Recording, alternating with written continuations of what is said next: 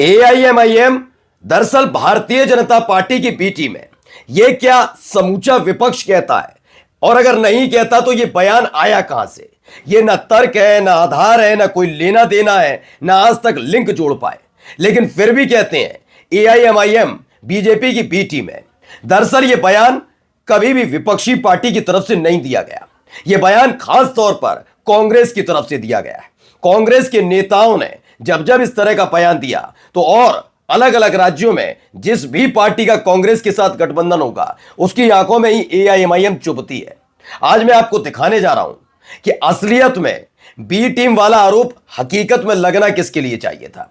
क्योंकि जब बिहार का विधानसभा चुनाव हुआ था तो एक कदम आगे बढ़कर तेजस्वी यादव ने एक ऐसा बयान दिया था जिसका विरोध मैंने भी किया था। कम से कम यह बयान नहीं देना था। उन्होंने एक्सट्रीमिस्ट जैसे शब्दावली का इस्तेमाल किया था। मैं आज भी पूरी जिम्मेदारी के साथ कह रहा हूं, वो तेजस्वी यादव की देन था ही नहीं। तेजस्वी यादव के साथ खड़ी हुई कांग्रेस का प्रभाव था कि तेजस्वी यादव ने वो बयान दे डाला, और आज वो समझ रहे होंगे हालत क्या है।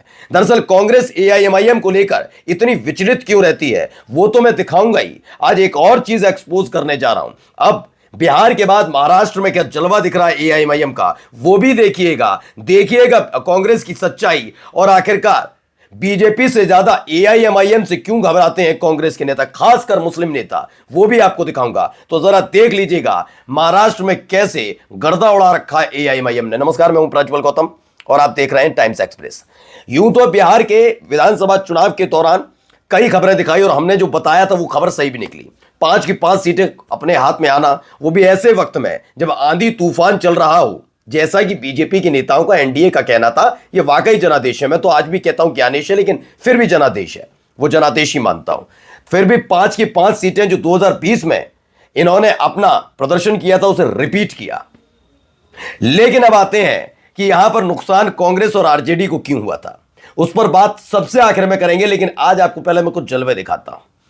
दरअसल महाराष्ट्र में लोकल बॉडीज का चुनाव होने जा रहा है। 2 दिसंबर को वोटिंग होगी, लेकिन 2 दिसंबर से पहले हालात क्या बने, इस देश की मीडिया कैसे एआईएमआईएम के एक एक नेता को के बयान को विवादित बताने में जुटी है, जबकि घुसपैठिया और ज्यादा बच्चे पैदा करने वाले दिए गए बयान पर आज तक इस देश की गोदी मीडिया ने गले की नसें फाड़ फाड़ कर नहीं बताया कि यह विवादित बयान दिया गया है। वो विवादित बयान नहीं होता, वो चरणामृत होता है, वो उसको पीती है इस देश की गोदी मीडिया। लेकिन अगर कोई नेता एआईएमआईएम का खास बोल दे तो वो विवादित, भड़काऊ, आपत्तिजनक हर तरह का हो जाता है। खैर, एआईएमआईएम से क्या वाकई महायुति को ज्यादा खतरा है, या महाविकास अघाड़ी को, या फिर एक पॉलिटिकल पार्टी है महाविकास अघाड़ी में जो माहौल बनाती है एआईएमआईएम के खिलाफ, वो देखिएगा। लेकिन सबसे पहले, क्या वाकई असदुद्दीन ओवैसी की पहुंच हैदराबाद से बिहार और बिहार से महाराष्ट्र तक हो गई है? वीडियो दिखा देता हूं, खुद ही अंदाजा लगाइए और कमेंट करके जरूर बताइएगा। वीडियो देखिए।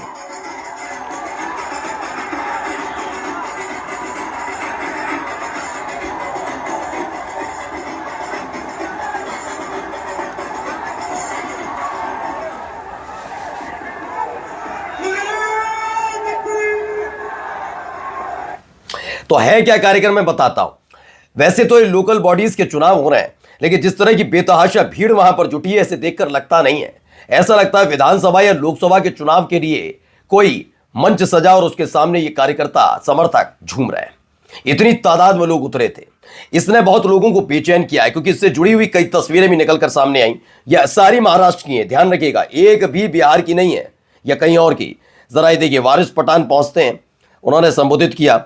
देखते चलिए बेतहाशा भीड़। अब मैंने कहा ना, एआईएमआईएम के साथ एक और बहुत प्लस पॉइंट नजर आता है, वो अपनी कम्युनिटी को पहचानते हैं। वो जानते हैं कि किस तरह के हालात उनकी कम्युनिटी के सामने बनाए गए। उनको पता है कि उनका वोटर करोड़ों, अरबों, हरबों का खेल नहीं खेलता। उनका जो वोटर है वो आगे बढ़ना और पढ़ना तो चाहता है, लेकिन क्या इतने मौके मिल पाते हैं? क्या उनका वोटर जो सीधी जिंदगी भी जीना चाहे तो उसे कैसे दूसरे रास्ते पर ले आते हैं, सब जानते हैं। इसलिए खास बात क्या करते हैं, इस बार हमने असदुद्दीन ओवैसी को भी देखा। जहां चौक चौराहा बिहार में देखिए, उन्होंने बहुत सजवाया नहीं, बहुत अच्छे से मंच सजाना, गुलदस्ते लगाना, ये वाला माइक होना चाहिए, ये नहीं। चौक चट्टी जैसे हमारे यहाँ कहा जाता है कि बहुत नुक्कड़ कॉलोनी जैसे देखा ना, नुक्कड़ वुक्कड़ पे चौराहे पर छोटे छोटे, वहां पर भी असदुद्दीन ओवैसी चले गए। उन्होंने कहा मेरे को तो प्रचार करना है, जनता से बात करनी है, यही काम यहाँ पर हो रहा है। ये वो वारिस पठान है, देखिए एक नुक्कड़ सभा टाइप की लग रही है, ज्यादा बहुत हवा ने उड़ाया कि इधरों की तरफ फूल लगने चाहिए, इनको पीछे करना, ये पीछे होकर खड़े हों, कोई तस्वीर में आपके नजर नहीं आएगा। ये देखिए बेतहाशा भीड़ जुटी भी, पुरुष महिलाएं सब इसमें आपको नजर आएंगे जो सुनने के लिए वारिस पठान को आए थे। दरअसल ये खुद वारिस पठान ने ट्वीट भी किया। महाराष्ट्र नगर परिषद इलेक्शन 2025 के तहत आज दिगलूर में जाहिर सभा को संबोधित किया और आवाम से एआईएमआईएम के हक में वोट डालने की अपील की। अच्छा, इन तस्वीरों को देखकर क्या महायुति में खलबली मच रही है? मैं कहूंगा नहीं। दरअसल कांग्रेस की जो सबसे बड़ी दिक्कत क्या है वो मैं आपको पहले बता देता हूं, फिर एक वीडियो दिखा देता हूं। कांग्रेस की सबसे बड़ी दिक्कत है कि उसे अपने सहयोगियों के साथ आती तो इस उम्मीद के साथ है कि हम बीजेपी के खिलाफ चुनाव लड़ रहे हैं, लेकिन उसकी सबसे बड़ी चिंता अपने वजूद की है। वो कहते हैं हमारा वजूद ना हिल जाए, हम अपने वजूद पर जाएं वहां तो इकट्ठा रहें, सामने वाले का अगर बोरिया बस्ता हमारे साथ वाले का बंध रहा तो बंधने दो। यही आरजेडी का साथ हुआ। मैंने पहले भी कहा था जब तेजस्वी यादव ने ये किया था, जब आरजेडी के सामने एआईएमआईएम के प्रदेश अध्यक्ष पहुंचे थे गठबंधन करने और गठबंधन नहीं हुआ, तो उस दिन से कह रहा हूं, अगर मैं ये नहीं कह रहा कि समीकरण पलट जाते, ओहो ये हो गया महागठबंधन जीत जाएगी, ये नहीं, वो तो खेल जो हो रहा है उन दो, लेकिन आप यही तय नहीं कर पा रहे कि आपका असली सियासी प्रतिद्वंदी है कौन। आपने इसे भी दुश्मन बनाया, उसे भी दुश्मन बनाया, और जो आपके सहयोगी हैं, आपके दूसरे वाले जो दूसरे तीसरे दुश्मन बना रखे, उनके साथ उनका अच्छा खासा है, लेकिन आपकी वजह से वो उनके दुश्मन बन जाते हैं। यही सारा खेल है। सबसे ज्यादा विचलित है ही कांग्रेस पार्टी इसके लिए। वो अपना अब तक समझ ही नहीं पा रहे स्टैंड क्या है, और बाकी बच्चे कुछ जो उनके नेता हैं बयान देकर बेड़ा गर्क कर देते हैं। यानी वो होता ना बिल्ली दूध पिए ना पिए लुढ़का दे वाली स्थिति बनती नजर आ रही। मैं अब भी कह रहा हूं कांग्रेस पार्टी के नेताओं को थोड़ा सोचना चाहिए बोलने से पहले। अब आइए जरा इनको सुन लीजिए। कांग्रेस के मन से जब इस तरह के बयान आएंगे तो क्या जाएगा इनके कोर वोटर के दिलो दिमाग में, जरा इस बयान को सुन के बताइए। तो आपको ध्यान रखता है एक बार अगले चुनाव में बीजेपी को वोट दे दो, लेकिन गलती से आपका वोट खराब करके हमें आपको वोट मत दो। ये बात मैं आपको बहुत बिल्कुल यहाँ पे कहने आया हूं। मैं पिछली सभा में था देश की। अब आप सोचिए कितनी भारी तालियां बजी इस बात के बाद। लोग बड़े हैरत में पड़ जाते हैं, ये क्या कह दिया। अभी कल तक बहुत खबरें चलाई जा रही थी, बताया जा रहा था विपक्ष, खास तौर पर कांग्रेस में, विपक्ष के लिए नहीं कहूंगा, खास तौर पर कांग्रेस पार्टी की तरफ के नेताओं की तरफ से, जब असदुद्दीन ओवैसी ने सरकार के साथ नीतीश सरकार में शामिल होने का प्रस्ताव रखा, फिर कहने लगे देखो बी टीम है ना, बी टीम, अब इसको क्या कहोगे।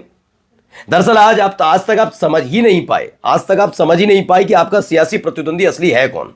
वो ये नहीं कहते कि बीजेपी सत्ता में रहे या जाए, बस एआईएमआईएम की ताकत ना बढ़ जाए।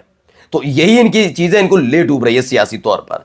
आइए जाते जाते कुछ तस्वीरें और दिखा देता हूं। महाराष्ट्र नगर जिसने बेचैनी बढ़ा रखी है, खास तौर पर बार बार कहता हूं कांग्रेस की, इसलिए क्योंकि कांग्रेस पार्टी को बहुत डर लगा रहता है कि कहीं ऐसा ना हो सारा मुस्लिम वोट खिंच के यहां पहुंच जाए। देखिए बेतहाशा भीड़ नजर आएगी। माजिद हुसैन की यह सभा है जहां पर भीड़ बेतहाशा नजर आती है। मैं फिर कहता हूं कि अपने कार्यकर्ताओं के सामने ज्यादा दिखावा नहीं करना चाहिए, उनसे जैसे हो वैसे मिलना चाहिए। माजिद हसन लिखते हैं ये महाराष्ट्र नगर परिषद इलेक्शन 2025 के तहत आज भीड़ में जाहिर सभा को संबोधित किया और आवाम से एआईएमआईएम के हक में वोट डालने की अपील की। मैं फिर कहता हूं ये गारंटी नहीं है कि एआईएमआईएम की कितनी सीटें आएंगी और कितनी नहीं आएंगी। ये जरूर है कि महाराष्ट्र में पांव जमाने में कामयाब एआईएमआईएम रही, और ये कांग्रेस की जड़ें जो कमजोर हो रही हैं इनके अपने नेताओं की वजह से हो रही हैं, जो अब तक ये तय नहीं कर पा रहे कि किसके पिच पर जाकर खेलना है। ये बीजेपी के पिच पर जाकर खेल आते हैं और होता क्या है, बेड़ा गर्क। नमस्कार।